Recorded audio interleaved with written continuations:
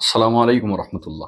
ایک مرتبہ دو بہت گہرے دوست کسی صحرا کے اندر سفر کر رہے تھے، اور سفر کرتے میں آپس میں بات چیت چل رہی تھی۔ وہ بات چیت کسی بحث میں تبدیل ہو گئی، اور بحث اتنی بڑی کہ ایک دوست نے دوسرے دوست کے منہ پر تھپڑ دے مارا۔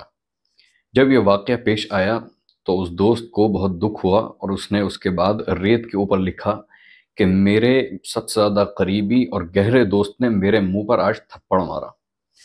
پھر اس کے بعد وہ لوگ اور آگے چلے، چلتے چلتے ایک جگہ ایک جھیل آئی۔ جھیل کے اندر ان دونوں کا ارادہ ہوا کہ ہم دونوں اس کے اندر نہائیں۔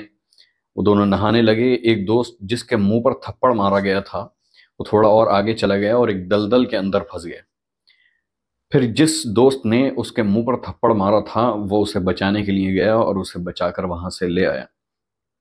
جب وہ دونوں باہر آ گئے تو اس دوست نے جس کے تھپڑ مارا تھا منہ پر، اس دوست نے اس بات کو ایک پتھر کے اوپر لکھا کہ آج میرے سب سے قریبی اور گہرے دوست نے میری جان بچائی۔ یہ چیز دیکھ کر وہ جو دوست تھا جس نے پہلے تھپڑ مارا اور بعد میں اس کی جان بھی بچائی، اسے بڑا عجیب سا لگا کہ اس نے پہلے ریت پر لکھا اور پھر اس کے بعد پتھر کے اوپر لکھا۔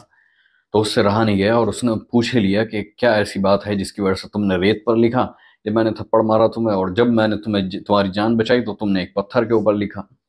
تو اس نے جواب دیا کہ جب آپ کو کوئی بھی دکھ پہنچائے، کوئی آپ کو تکلیف دے، تو آپ کو وہ بات ریت کے اوپر لکھنی چاہیے تاکہ درگزر کی ہوا اس کو صاف کر سکے۔ اور جب کوئی شخص آپ کے ساتھ احسان کا معاملہ کرے، کوئی شخص آپ کے ساتھ اچھا معاملہ کرے، آپ کے اوپر کوئی آپ کے ساتھ کوئی بھلائی کرے، کوئی نیکی کا کام کرے، تو اسے پتھر کے اوپر لکھنا چاہیے تاکہ قیامت تک وہ بات ہمیشہ لکھی رہے اور وہ یاد رہے، اور کوئی بھی شخص اس بھلائی کو، اس اچھائی کو مٹا نہ سکے۔ تو آج کی جو یہ ہماری جو کہانی تھی، جو واقعہ تھا، اس سے ہمیں سیکھنے کو ملتا ہے کہ ہمیں ہمیشہ لوگوں کے اچھے اعمال یاد رکھنے چاہیے، اچھائیاں ان کی یاد رکھنی چاہیے، اور برائیوں کو بھلا دینا چاہیے، اور اپنے دل کو حسد سے، کینہ سے اور بری خیالات سے، برے گمانوں سے بچانا چاہیے، اور ان سب گناہوں سے بچنا چاہیے۔